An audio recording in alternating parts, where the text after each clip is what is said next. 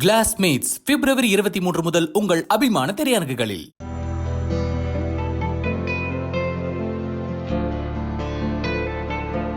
திரையுலகில் 20 ஆண்டுகளாக பயணித்து வரும் நடிகை த்ரிஷா கடைசியாக விஜயின் லியோ படத்தில் நடித்திருந்தார்.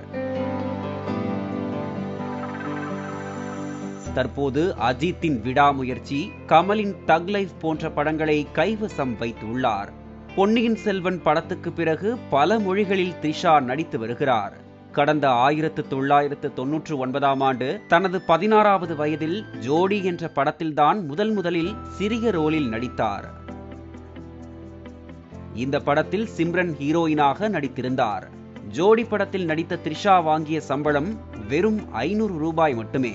பிறகு பல ஹிட் படங்களில் நடித்திருந்தாலும் ஒரு கட்டத்தில் த்ரிஷா நடித்த பல படங்கள் தோல்வியை சந்தித்தன.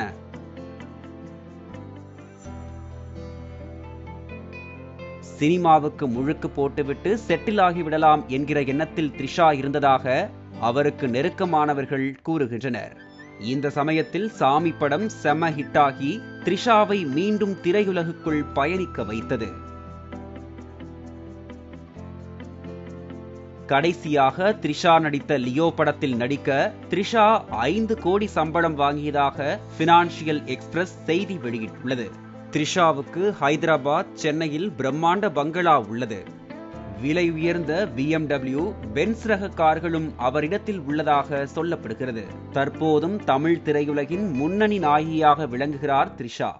கிளாஸ்மேட்ஸ் பிப்ரவரி 23 முதல் உங்கள் அபிமான திரையரங்குகளில்.